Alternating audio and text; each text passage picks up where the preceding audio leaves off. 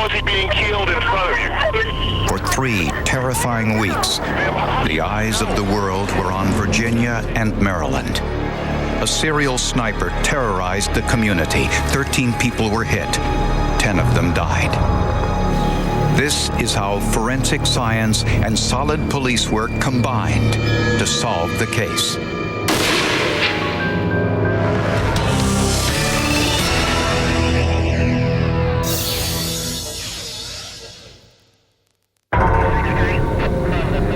On October 2nd, 2002, police in Montgomery County, Maryland were investigating a number of shooting deaths. 55-year-old James Martin was felled by 1 bullet while putting groceries into his car. 39-year-old Sonny Buchanan was killed by a single gunshot while mowing a lawn. A 54-year-old cab driver was gunned down while filling his car with gas. Nothing like this has ever happened in Montgomery County. This is a very safe community. Our homicide rate just increased by 25% in one day. All looked like the work of the same perpetrator. Police knew each victim was shot from 100 to 200 yards away, but they didn't know where the shooter was located. The FBI used television and film animation software to build models of the crime scenes to determine where the shooter was positioned. And since the shooter got away cleanly, some believed that 2 people were involved, a spotter and a shooter. My theory was there was a driver with him, that's how he was getting away. You kill 1 person, you kill 2 people. I think that would be a pretty good day, for a normal psychopathic murder. But now you go on to the 3rd, the 4th within 2 hours. So at that point, I felt as though there were 2 people. The 4th victim was 34-year-old Sarah Ramos, shot and killed while sitting on a bench outside this post office. A 25-year-old nanny was shot at another gas station. We need an ambulance at the corner of Knowles in Connecticut. A woman was vacuuming her car. Something blew up. She's unconscious. She's got blood coming out of her nose and her mouth. And 72-year-old Pascal Charlot was shot and killed while crossing a Washington, D.C. street. A witness reported seeing an older model 4-door Chevrolet leaving the area of the shooting with its lights off. We feel like we probably have a skilled shooter, and that does heighten our concern.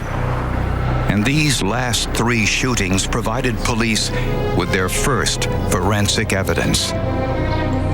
Bullet fragments removed from the victims were large enough for forensic analysis. We do what was called a fracture parts match in an attempt to see if it's basically like trying to assemble a jigsaw puzzle. As the bullet goes through the barrel, the lands and grooves inside mark each bullet. The sniper was using .223 caliber bullets. The marks on fragments from the last 3 victims were all from the same weapon. The bullets were hollow point bullets, designed to do considerable damage. And that's the idea behind the hollow point bullet, is to increase the frontal area of the bullet by opening up. This goes out at about 3,400 feet per second. When it hits a body, it traumatizes the body just from the impact alone then it tumbles around in the body. The next day, a 43-year-old woman was shot in a shopping center parking lot, this time farther south in Spotsylvania County, Virginia. Fortunately, she survived. Some witnesses said they saw a white van or truck in the vicinity of the shootings. But with few other leads, investigators hoped the new science of geographical profiling would help identify the killer.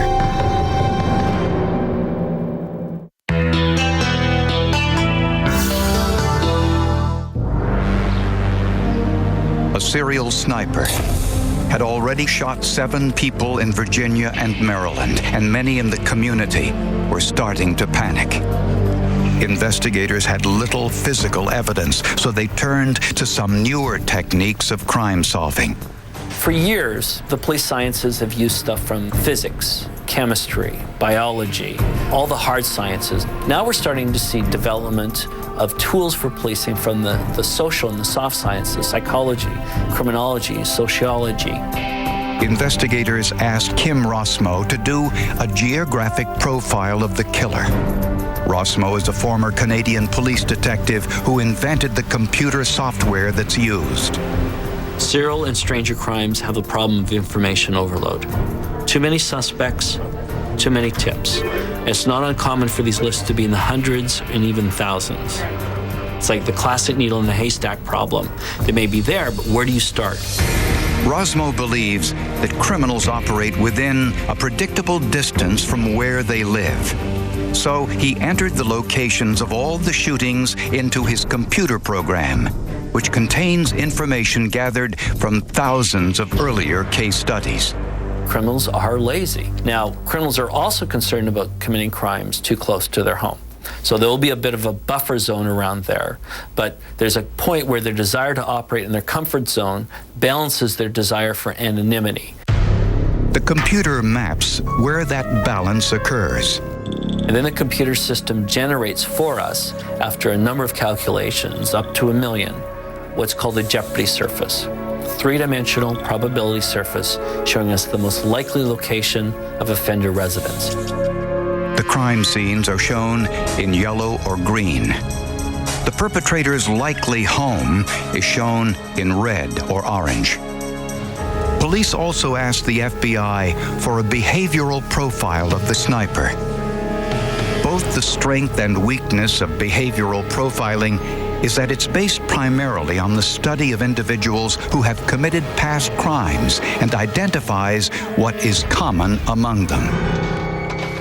Based on past criminal history, behavioral profilers say a spree killer is usually a white male in his late 20s to early 30s, high school educated, and is most likely divorced. No profile can solve a crime. You need physical evidence and a witness or a confession to do that. Science is an asset. Science helps, but people, talking to people, getting information from people is our best ally. But police were certain of one thing. The killer or killers were watching the media. It's common that they follow it in the media. They often may interject themselves into the investigation in some way. Again, that kind of feeds their ego. So he may have been watching when Chief Moose assured the public that area children were safe. Montgomery County officials say tomorrow will be a normal school day. On October 7th, the sniper shot and wounded an 8th grader as he entered his school. Anxious parents questioned whether their children were safe at all. I'm just happy that my dad came to get me. He said he's happy because I did come to get him. I came to pick him up. All of our victims have been innocent, have been defenseless. But now we're stepping over the line because our children don't deserve this. In a wooded area, 150 yards from the school, police found a cover to a pen, a shell casing, and a tarot card, the kind used in fortune telling. The shell casing was a .223 caliber, a very common round, which can be fired from many different rifles. The killer left the death card, inscribed with the words, "Dear policeman, I am God." Within days, there were 3 more shootings. 53-year-old Dean Myers was killed at a gas station near Manassas, Virginia. Then Kenneth Bridges at a gas station in Fredericksburg, Virginia, as a policeman stood just 50 yards away. Then, female FBI analyst Linda Franklin was killed in the parking lot of a hardware store. Witnesses continued to report seeing a white van or truck in the vicinity of the shootings. I've ordered the full resources of the federal government to help local law enforcement officials in their efforts to capture this person. One tool from the federal government was a high-tech military surveillance plane able to detect the burst of flame made by a rifle when fired. But it didn't help. The next shooting happened far from the surveillance area. A man was shot and wounded outside a steakhouse in Ashland, Virginia, 90 miles from Washington. He's willing to change his MO. He listens to the media. That's one way we know that he's careful in taking his notes and doing his reconnaissance. In the woods next to the restaurant, the sniper left another message with an ominous warning.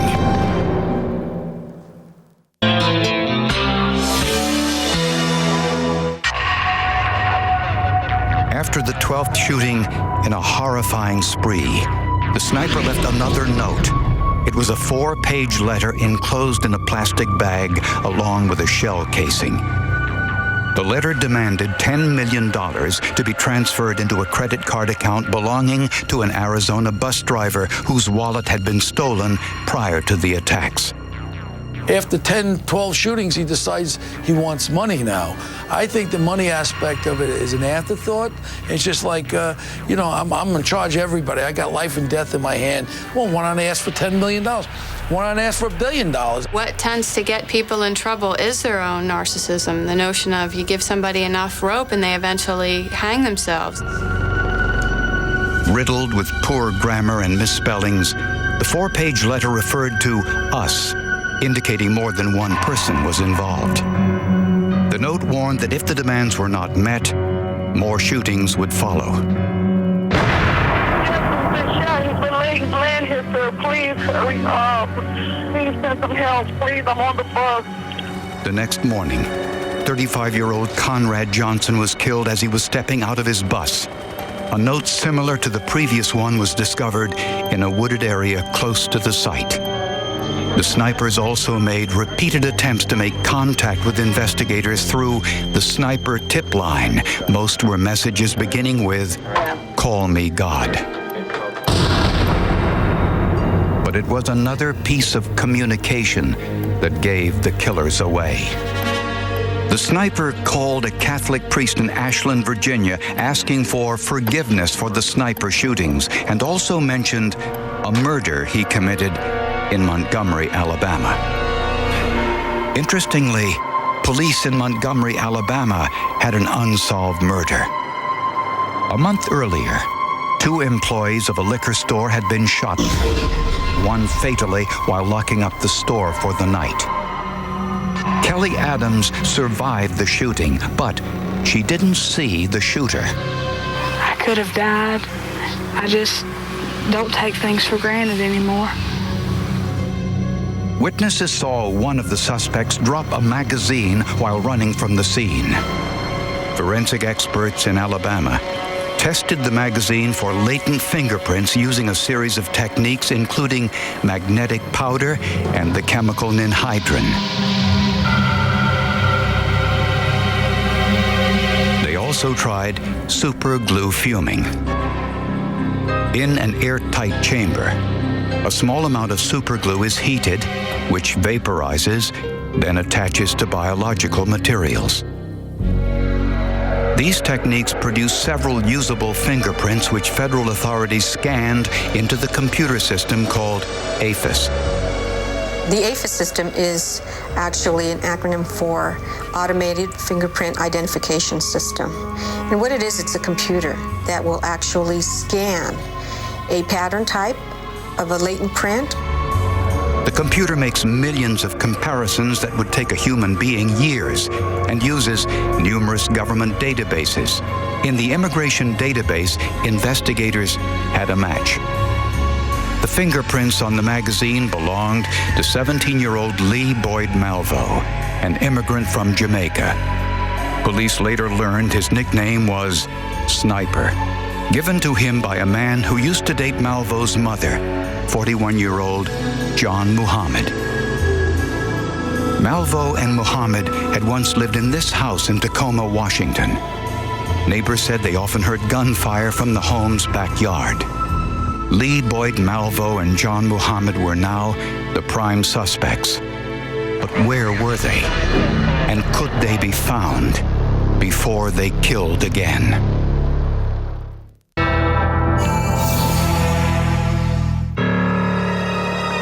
A telephone call from the killer a fingerprint from a magazine cover, and ballistic tests had led police to two suspects, 17-year-old Lee Boyd Malvo and 41-year-old John Muhammad.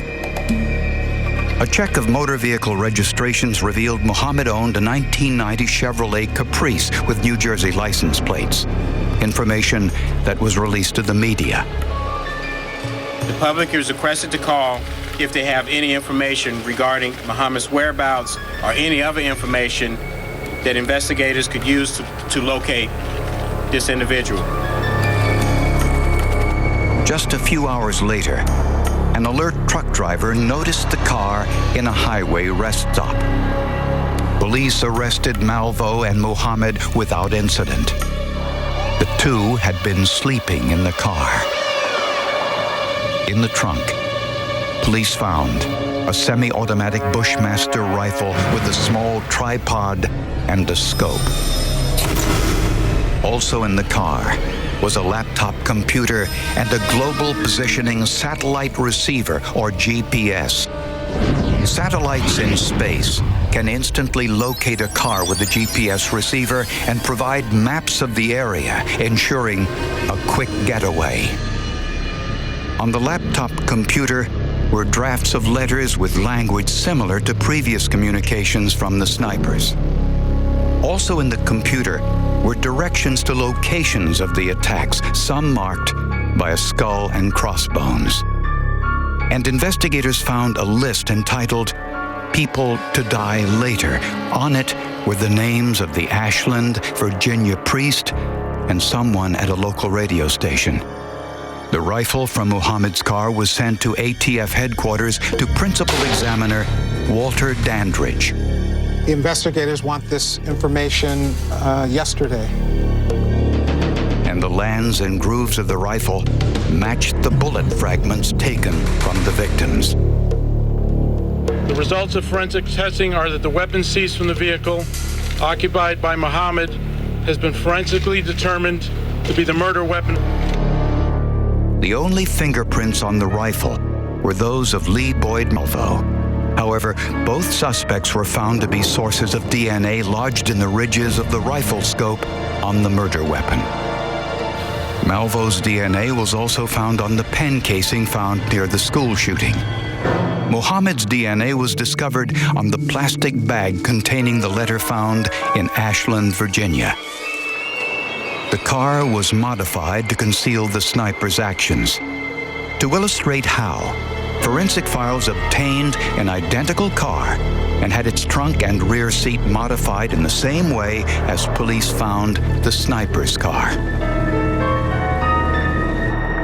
There was a 4-inch hole cut in the trunk, and a portion of the back seat was missing. As this demonstration shows, a shooter could easily get inside the trunk and fire through the hole.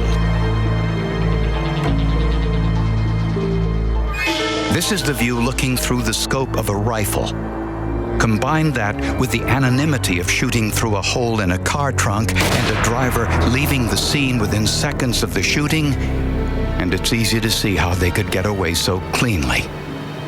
Even a policeman standing near the car might not have noticed anything suspicious. Any muzzle flash would have been sheltered from aerial surveillance. Geographic profiling had assumed the snipers lived near the first group of victims. In a way, they did. The mobile bunker they called home allowed them to reach the balanced geographic profiling counted on near to home, but also anonymous. But there was still a question of why the killings occurred. There's got to be a motive. People just don't go out and kill people. Muhammad's ex-wife thinks she knows. She thinks the killings were a setup so that when Muhammad killed her, it would appear to be a random killing by the sniper. Muhammad's wife lived in Maryland, near the Jeopardy area identified as the killer's comfort zone by the geographical profile. Forensic evidence is very important to prosecute the case. Never ever profiler, never clairvoyant. We don't play that. What you play is hard detective work. John Muhammad and Lee Boyd Malvo were both tried and convicted of 2 counts of capital murder. Muhammad was also convicted of conspiracy to commit murder and of a firearms violation. Muhammad was sentenced to death. Malvo was sentenced to life in prison. The courts more and more like to see hard physical evidence, and forensic evidence and ballistics in particular can provide that, because there can really be no question if a particular bullet is matched to a particular gun that can put the smoking gun into somebody's hand.